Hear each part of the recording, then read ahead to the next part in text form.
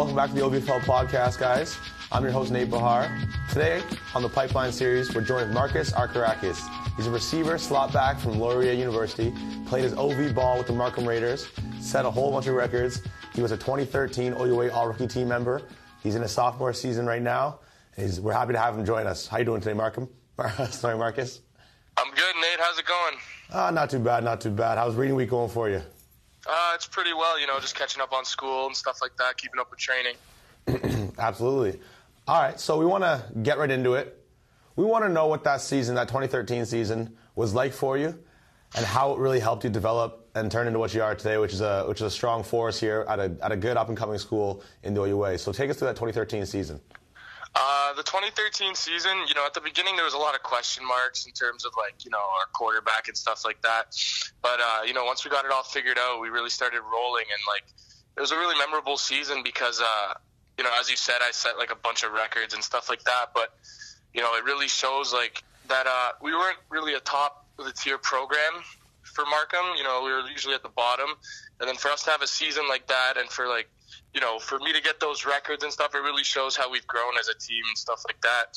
And, it was really good to have that season and then to come into the CIS right after that because, you want to be coming in on a high note kind of, and Absolutely. I really think that helped me. Absolutely. So the confidence is at an all-time high. So for anybody watching that doesn't know, 1,200 yards receiving, 76 receptions, 59 first down catches, all of which are varsity OVFL records. That was the 2013 season for Marcus here. It was pretty great stuff. And he brought his team to a 7-3 record, which is, again, one of the better records in recent date for Markham. So how many years did you play OVFL in total? I played since the 6th grade. Okay, all right. So I guess about 5 or 6 years, yeah. Absolutely. And did you always play receiver in that league, or? Well, I started off really young. I was actually at O-line, and then they realized I had pretty good hands, so they moved me to tight end. And then as I got older, I guess I leaned out a little bit, and then I played a little bit of running back, quarterback, and then eventually found a home at receiver. All right, that's a little bit of a different career path. You don't always see O-line to receiver as the move, but there you go. I guess you got an appreciation for all sides of the offense of the ball. What was it like compared to high school? What was that time with the Raiders like for you in the OV, traveling the games and stuff like that? It was really interesting because comparing it to high school, in high school you kind of just get guys that are that are just he's fast. You should play football. You should play receiver. But in the OVFL, it's guys who want to play and are really and have to try out for teams and stuff like that. And I find it's really a higher level of competition in the OV, and you build a brotherhood with your family there. Absolutely.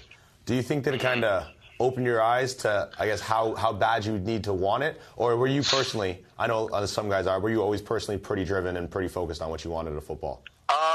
I've always been pretty driven, but I think the OVFL in general really helped open my eyes to possibilities for the future because I always liked football and stuff.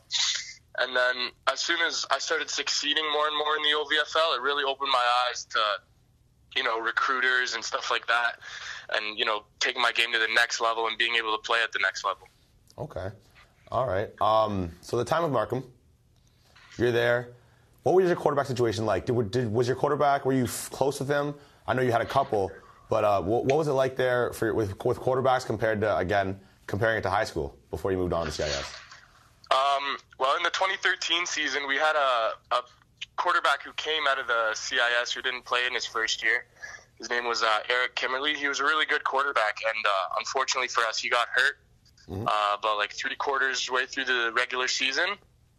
And, me and him had a really good relationship. We texted all the time. We talked all the time. We were always throwing before and after practice and stuff like that. And I think that really helped. And in comparison to high school, I think it's more of a commitment in the OVFL. Even though in high school, sometimes you're practicing 4 or 5 days a week or whatever it is. But in terms of OVFL, I think it's more intense and more amplified. Absolutely. Amplify, that's a good word. Yeah, it's really the same sport, obviously. I mean, you're playing football either way, but in the OV, it's taken to a whole other level, and the level of commitment's higher, level of responsibility is higher, level of accountability is higher. I think that's important. I guess then, sure. What about coaching? What was the coaching like for you at Markham?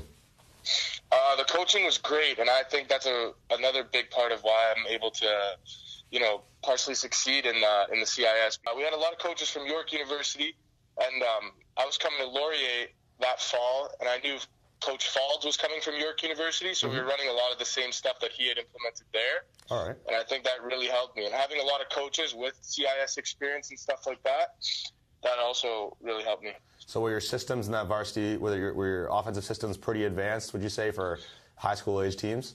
Yeah, exactly. That's exactly why, because it was like coming from high school.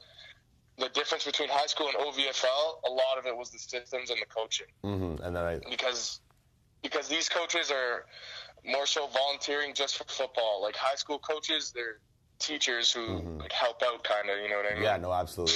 And there's a lot to ask of your high school coaches to be able to implement a whole CIS offense or an OUA caliber offense. And I think, like you said, because I believe, if I'm not mistaken, you played that summer, so a couple weeks before your first training camp with the Golden Hawks kicked off, am I right?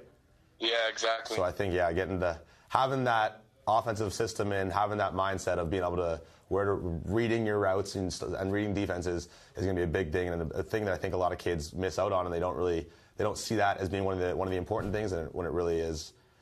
All right. For sure. So moving forward, what are you doing this off season? What's the training program like there at Laurier? You guys amped up and ready to go? Oh yeah, we're definitely ready to go. We're working out every Monday, Wednesday, Friday, every morning. 6 a.m. All the boys are in the gym. We're hitting it hard. All right. And we're getting ready for next year. All right, good stuff. I mean, we know you had a good year. You had a pretty good game against us when we came down there for homecoming. Had a couple touchdowns this year, close to 400 yards. Marcus, thanks so much for joining us today on the Pipeline on the OVFL podcast. We're really happy to have you. Nate. Yes, sir.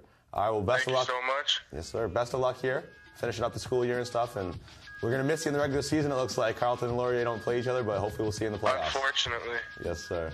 Hopefully we'll see you boys in the playoffs. That's the plan. Take it easy, man. Have a good one. Have a good one. Cheers. Yes, sir. For everyone here at the OVFL podcast, thank you guys for watching. Have a good day.